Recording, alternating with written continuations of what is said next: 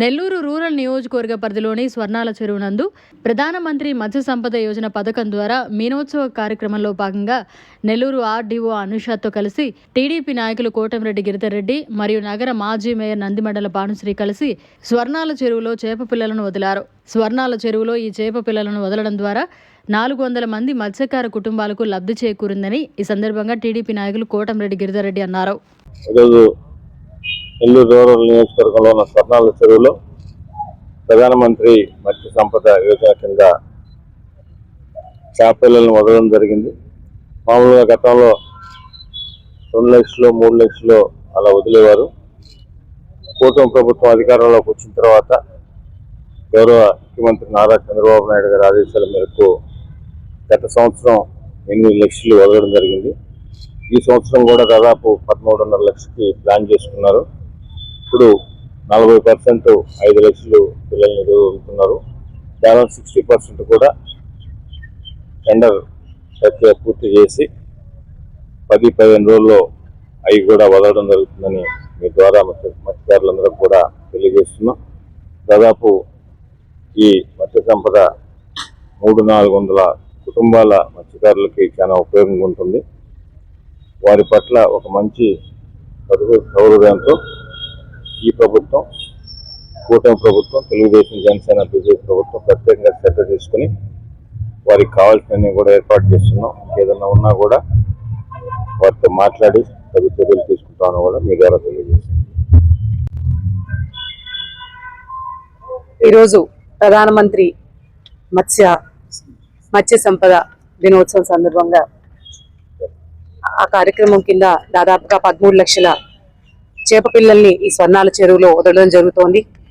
గత సంవత్సరం కూడా మన గౌరవ శాసనసభ్యులు శ్రీ కోటంరెడ్డి శ్రీధర్ రెడ్డి గారి ఆధ్వర్యంలో ఈ కార్యక్రమం చేయడం జరిగింది. ఈరోజు దాదాపుగా 5 లక్షల పిల్లల్ని వదలడం జరిగింది.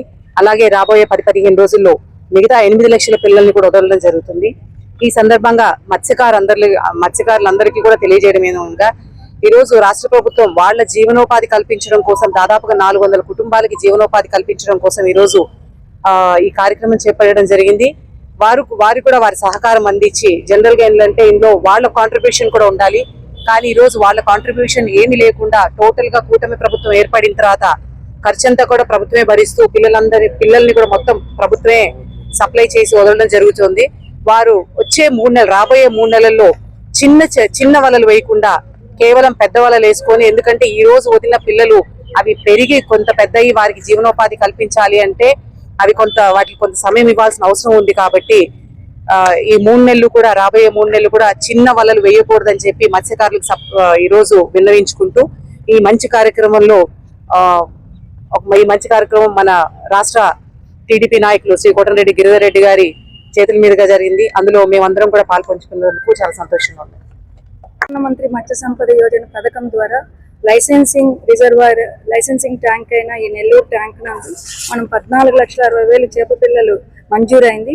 అందులో 40% లబ్ధిదారుని వాటా కింద మనం ఫిష్ సీడ్ ఫామ్ పడుగుపాడు నుంచి రేర్ చేసిన సీడ్ని లబ్ధిదారు వాటా కింద 5,60,000 చేప పిల్లలు వదలడం జరిగింది. రిమైనింగ్ 8,55,000 చేప పిల్లలు ఒక 15 రోజుల్లో టెండర్ కూడా ఫైనల్ అయింది. వారి యొక్క ఆర్థిక అభివృద్ధి కోసము ఆ 8,55,000 కూడా ఒక 15 రోజుల్లో విడుదల చేయడం జరుగుతుంది. ఇది అందరికీ కూడా జీవనాధారం కలుగుతుంది. మరియు సార్ చెప్పినట్టు మెష్ సైజు కూడా వాళ్ళు రెగ్యులేట్ చేసుకొని పెద్ద కన్ను వల వేసుకొని వేటాడవలసిందిగా నేను ఈ సందర్భంగా తెలియజేస్తున్నాను. మరిన్ని అప్డేట్స్ కోసం మన HN9 టీవీ ఛానల్ ని సబ్స్క్రైబ్ చేసుకోండి.